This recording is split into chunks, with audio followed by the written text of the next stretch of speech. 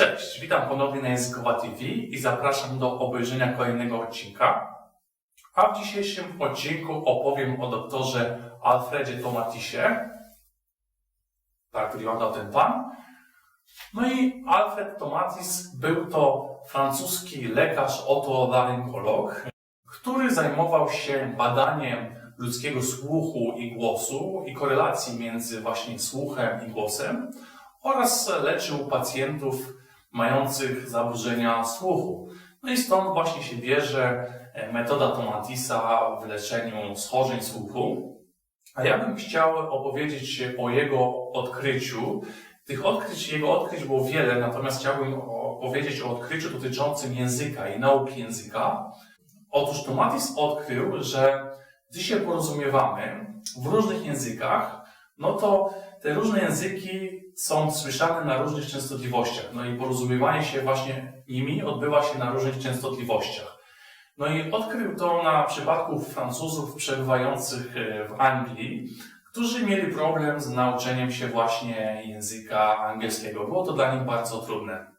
No i okazało się, że Francuzi porozumiewają się na dwóch przedziałach częstotliwości, czyli pierwszy przedział to jest od 100 do 300 Hz, a drugi przedział to jest od 1000 do 2000 Hz. Natomiast okazało się, że Anglicy porozumiewają się z kolei na częstotliwościach od 2000 do 12 000 Hz. Więc zupełna rozbieżność jest właśnie między francuskim a angielskim.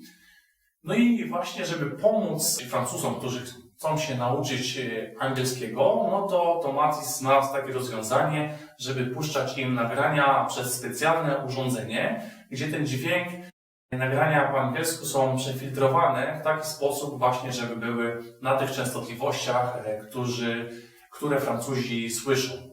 Więc w ten sposób te osoby mogły się dużo łatwiej, szybciej, skuteczniej nauczyć angielskiego.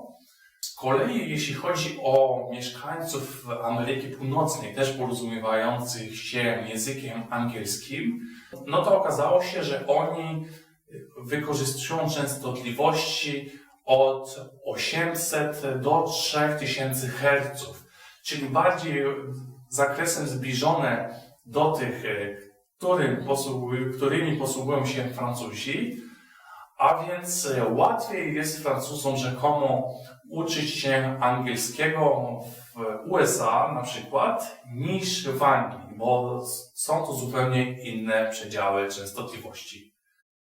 Także taką ciekawostką chciałem się właśnie z Wami podzielić. No jest to dosyć interesujące, że tak może być i że w ten sposób też można rozwiązać problem, stosując urządzenie z przefiltrowanymi dźwiękami, w których częstotliwość jest dostosowana do tego, co na co dzień słyszymy i czym się porozumiewamy. Dziękuję bardzo za uwagę i zapraszam do oglądania kolejnych odcinków.